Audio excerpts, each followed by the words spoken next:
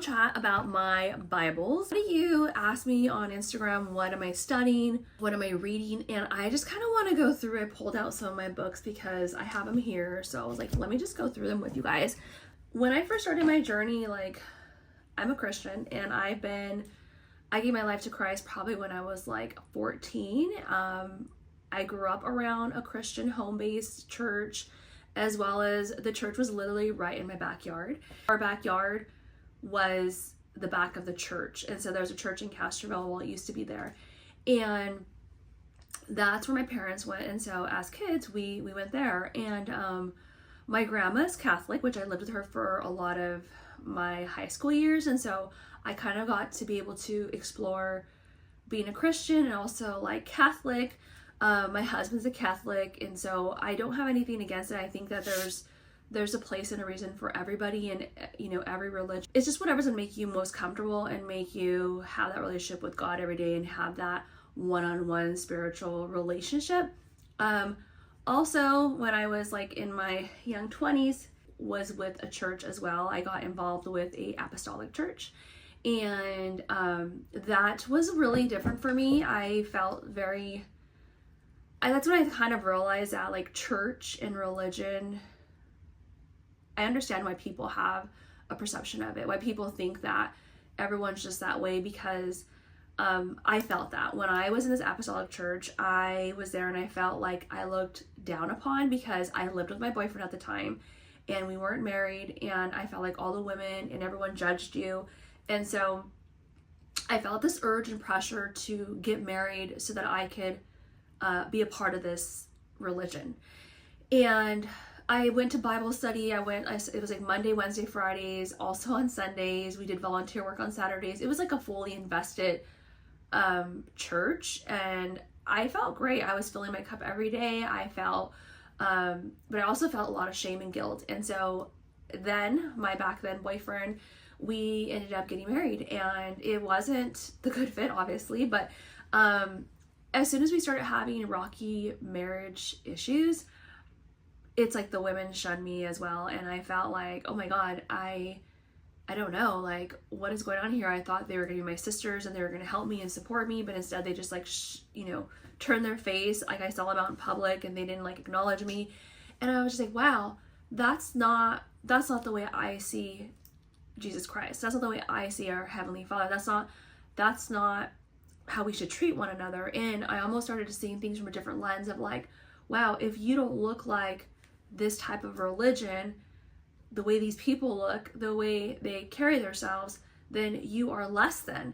And I don't feel like that's true. Like, I'm like, how is God gonna not open the doors to somebody? And I didn't know the Bible a lot. I read it back and front. I thought you were just gonna read the Bible and you just read it like a book from the beginning to the end, and then like you get the whole story. And that's not the case. I read it like multiple times and I still didn't understand it. Back then I had got maybe 2 or 3 different Bibles. I don't even know where they're at, which is interesting. I wish I would have kept them.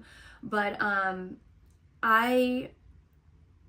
was kind of how my journey started. And I think that put a really bitter taste in my mouth about being a part of a church, as well as the church that I grew up around.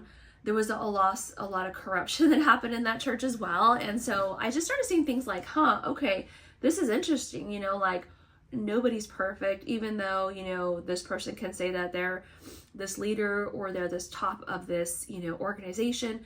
Still a lot of things happen. And I'm no one to judge. I'm not perfect at all either. And I know everybody has their own path and journey. And I think that's why I've always still felt that I still wanted my relationship with God and Jesus Christ, is because I knew that as humans we're all flawed and everybody can put their own spin on it. And that's why I've never really been like, hey, follow me. I mean, like, I share my stuff, but I'm not pressing it because I know how it feels to feel that if you're not doing it right, if you're not living the right steps. And so, I always encourage like, yeah, pick up the book and read the word for yourself. So one thing I want to share is that I started reading a lot of devotions because I think that I read the Bible, I didn't understand it. So I kind of like put it away on my shelf, dusted it away.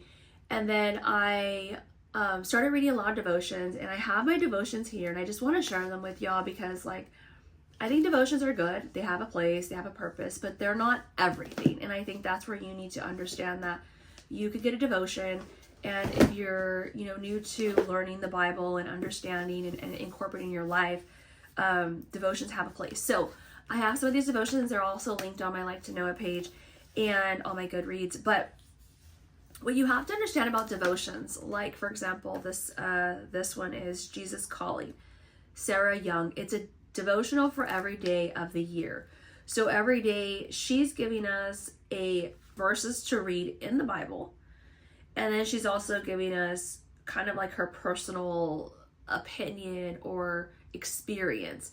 And so you have to understand that everybody's different. So, I could take this and read today's verse, and one important thing is you have to, ask God to give you the wisdom to understand it and to incorporate and get the knowledge and wisdom from those Bible verses so that you can carry it out in your own life. These, like I said, can only get you so far.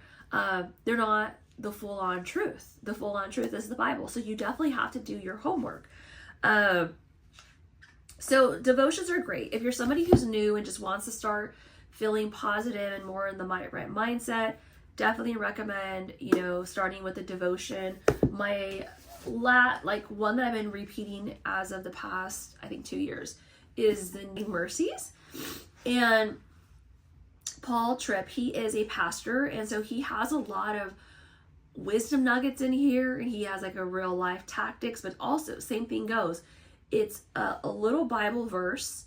It's this one, for example, is 1 Corinthians 12, and it's his personal studies or opinions or lecture on what he takes from that verse of the Bible. So this one's a really great one. This one's more of like, this one's not a Bible verse, but she does kind of bring in a lot of things about higher power and stuff. This one's more about like healing. So I do have a lot of devotions linked, but I want you to know that devotions are great if you're somebody that's starting out and you want to kind of touch and see what it feels like to experience and get closer, build your relationship with God. He will speak through you no matter what. But you need to understand that you can't be getting all of your wisdom from like YouTube or from devotions or from podcasts. Like, you really got to get into God's word. So I started reading devotions because I like I said, I read the Bible and I still couldn't understand it. So what I started doing is reading the devotions, whatever they were talking about, and then whatever verses they linked, I would read them and try to understand it. And I still couldn't get what they were getting. I'm like, why am I not understanding what they're talking about? Why am I not understanding what they're meaning? And so I started learning that I needed to have more of a backstory about that particular chapter of the Bible. So for example, that was 1 Corinthians 12. I need to understand the whole book of Corinthians. Who wrote it? What time frame was it written? What version are they referring to versus the version I'm reading? Because I had nothing but Christian Standard Bibles and New Living Bibles, so they may be reading King James, totally different translation. And so I was like, whoa, okay, now I understand why I'm not understanding. Maybe, yeah, they are scholars and they have, went to Bible school, or they're preachers or pastors, and they have more of that, which that was one thing I kept thinking, well, I'm just not smart enough. But it wasn't that. It was the fact that I wasn't really understanding the main chapter, the main book of the Bible, and what time it was placed and where God and Jesus were at that time. So I kind of stepped away and I started reading other Bible books. So I had like little mini Bible books that, talk about the women of the Bible. I also did some like Bible studies with the Daily Grace, Bible studies on my own, and getting other books that have wisdom. Then I found one, Seamless. This one's really great because I started back on YouTube and I did it, and it's really in depth. So to me, it was like, I had to take my time. So I thought I was gonna be able to do it like in a 4 or 6 week, like how it's laid out. But I'm like, no, there's so much in this study that I couldn't do that. This helped me understand how the whole story played out. At the same time, I discovered a recap. The Bible recap helped me also with this because I wanted to know the whole story. Bible recap, and it helped me understand the Bible in the order that it went in the story, that the way everything was placed and how everything played out. I highly recommend getting this one, going through it. Even if you have a few girls that you can get with, go through it. I am still like, I would say I'm still working through it because there's just so much in here that it's just jam-packed. So Seamless was a great one. There was 2 videos series that came out back in, oh well, that's going up. Back in 2021, I found She Reads Truth Bible. Now, I sat on this because it was like $100. I'm like, oh my God, $100 for a book. And then I didn't know what color I wanted. And I was just like, what do I do? And so, okay, yes. So, I ended up discovering a series called The Chosen. During that time, I was in a book group. I was in a book club group with one of my ex-colleagues, and I just told her, like, I'm having so much trouble. Like, I ended up having my Bible. I bought this Bible back in 2021. And like I said, I was reading it. I was doing study guides. I was, okay, I'm going to go through each book. I'm going to read the lesson plan. I'm going to review the chapter. I'm going to study the book. And I did it. I did it. I did learn a lot. But I was still not gravitating towards, like, I would read it. I'm like, okay, I already read this before. Okay, I already read this before. And I think things started to click because, like I mentioned, I read the Bible several times. So I asked my friend, I was like, hey, what Bible do you read? Like, how do you read in the morning, or what do you pick? Like, I am feeling a little bit like stumped. And she's like, whoa, well, actually, I have the New Living Translation. She shared a book like this. And my mind was like, what? And okay, let me just tell you. So growing up, my grandma, she's Catholic. I'm very involved. She had me go through the catechism. She had me go through these, like, encuentros, these, like, I don't even speak Spanish. So, I went through this motion with her because I was living with her. At the time, I was probably like 15 through 17. I lived with her. And every morning she would get up after all her sisters left, and breakfast was over and done. She would get up and she would go and read her Bible. She would drink her coffee and read a Bible that looked just like this. The front of the cover looks similar to this. And when my friend brought hers out, it looked so identical to my grandma's Bible. And my grandma passed away during COVID. And when that happened, I was like, oh my God, my heart just like it just all came back. Because every morning, I prayed for my grandma and I would call her. And when my friend brought this and said, this is the Bible I read, I immediately added to my cart and bought it on Amazon. Now, a different one came, so I guess they're always like redoing the covers and stuff. But I was just drawn to it because, one, she mentioned, like, hey, Wendy, she's like, it's really great. It's New Living Translation, so like it's easy to understand. And then the way it works is there's different ways that you could study this book. But the way it works is it has a few chapters. Well, it has like one chapter of the Old Testament. It has one chapter of the New Testament. You could sit down. It takes about 15 minutes. You can read all of that and then, meditate on it, pray on it, study it, whatever you want to do. Or some people do is they decide to read the Old Testament and the Proverbs in the morning, and in the night they read the New Testament and the Psalms in the night. And so it just depends on how you want to break it up. And so I went through this thing, and like I've read this thing already several times as well. And I bought this in 2022, so a year later after I bought that one. And I still read this one. And you guys see that I read this one all the time because honestly, it's just, and this one's in chronological order. So it kind of shares a story.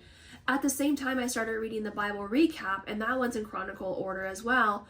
And I discovered Chosen, which also helped like visualize what was happening in the Bible. Discovered was the House of David. Oh my God, that is such a good series. Like it just like speaks volume of the house of Saul and David, and like you see how the kings were and how things were evolved and how things happened and how the Israelites and everybody turned, and like it opens your eyes up, because when you read these stories, you're like, okay, it's just a story, like whatever, but No, there's actually purpose and meaning to it. And so She Reads Truth, it's beautiful. It's a hardcover. It's definitely heavy duty. And so like when I travel and stuff, I don't like to use this one.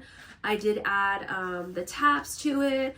I did do a little bit more of journaling on the side, not like crazy journaling, because like obviously I did decorate some pages. It has beautiful little pieces in it too. So this one's very like aesthetic, I would say, but I do love it that I could read it. I understand what it's saying.